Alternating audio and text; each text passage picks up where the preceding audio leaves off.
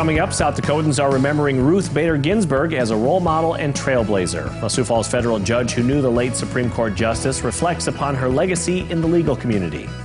And we take you to Faith Family Church, where a Sunday morning speaker will catch longtime baseball fans' attention. Good morning, this is KOTG on the go with all you need to know in news and weather as you start your day.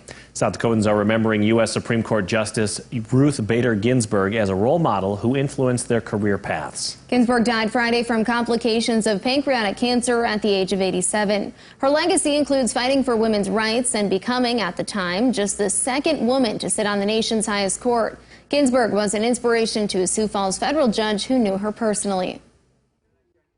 When I first started practicing law, there weren't any female judges here in Minnehaha County or on the state Supreme Court.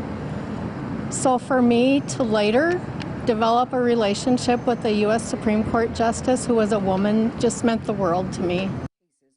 Schreier first met Ginsberg at a reception for newly appointed federal judges. This weekend, KOTG News also spoke with the USG Knudson School of Law Dean about Ginsberg's legacy and what the future of the Supreme Court could look like.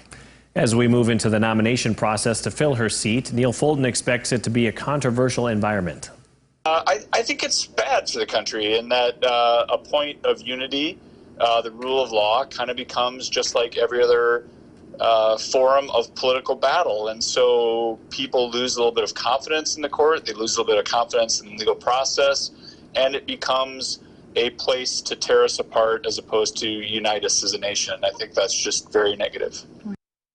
South Dakotans are making their minds up sooner on the candidates and the issues now that early voting is underway in the state. Before you fill out your absentee ballot or head to the voting booth, you'll want to get familiar with what else is on the ballot besides the names of people running for office. Amendment A would legalize, regulate, and tax marijuana and would require the legislature to pass laws regarding hemp as well as laws ensuring access to marijuana for medical use. Initiated Measure 26 focuses on legalizing medical marijuana. If Amendment B passes, it would authorize the legislature to allow you to bet on sporting events in Deadwood. You can find the full ballot language and see the arguments on both sides of the issues under this story on KELOLAND.com.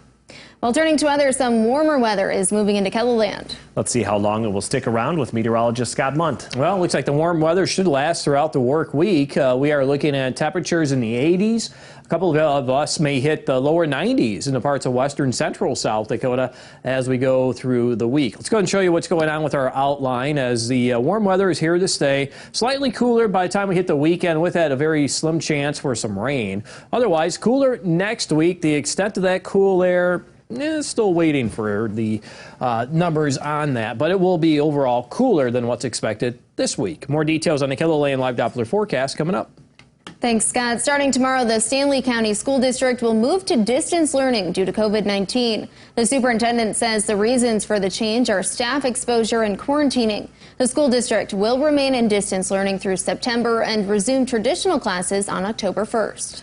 All athletic and extracurricular activities have been suspended. Students will pick up books and electronics today from noon to 6 p.m. The district's Cheyenne School will continue classes as normal.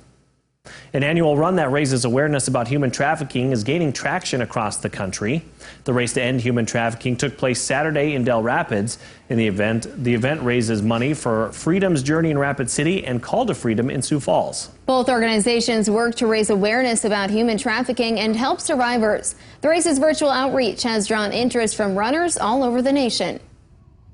We have people participating all the way from New Jersey to San Diego virtually.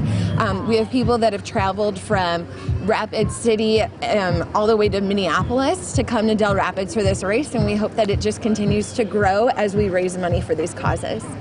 The number of participants has doubled in the 3 years since the first race. Faith Family Church in Central Sioux Falls welcomed a special guest at a service Sunday morning that'll catch longtime baseball fans' attention. If you were a Major League Baseball fan in the 80s and 90s, you likely know the name Darryl Strawberry. Strawberry played in the league for 17 years with the Mets, Dodgers, Giants, and Yankees. Upon his exit from MLB, he struggled with drug addiction and ended up in prison in Florida. He also had cancer twice and lost a kidney in his second surgery battling the disease. Now he focuses on his faith. I'm here doing ministry. I think that's the only reason I've been here, maybe 6 or 7 times. It's a beautiful place, and for some odd reason, God just continues to send me back here. And, the people here really receives the message of God's word. And I think that's more important than, me being, a baseball player and what most people would think about, because I really don't come and talk a lot about baseball. I come and talk about faith. To hear additional thoughts from Strawberry as well as reaction to his message, go to this story right here on KELOLAND.com. And that's a look at some of our top stories. Now let's get one last look at your weather with meteorologist Brian Karstens.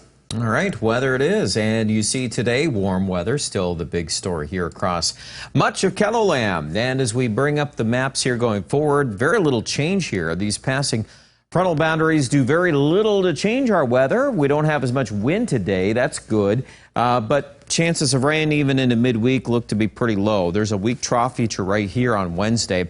May see some rain up in North Dakota, but we're going to keep that out of our forecast for now, and I wouldn't be surprised if we finish up the entire week above normal on temperatures, which means 80s much of the time. And dry, too. No connection to this Gulf of Mexico moisture. That's going to stay well south of us. There could be a little rain this weekend. That's why you see some green painted on that map. But, yeah, we're still a few days away from that. 86 this afternoon in Pierre, your KELOLAND Live Doppler HD forecast. 81 Rapid City. Let's go to your 7-day forecast. And highs in the 70s by the weekend. So that's trimming temperatures just a little bit. 70 by Sunday.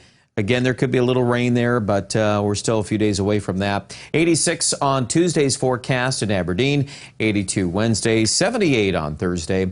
And for Pierre in central South Dakota, a lot of 80s coming our direction the next several days and little rain. So as we watch all that, of course, we have to be mindful of the Grassland Fire Danger Index comes up, and Rapid City, several days of warm weather in the forecast. Check out details online at KELOLAND.com. Have yourself a great day.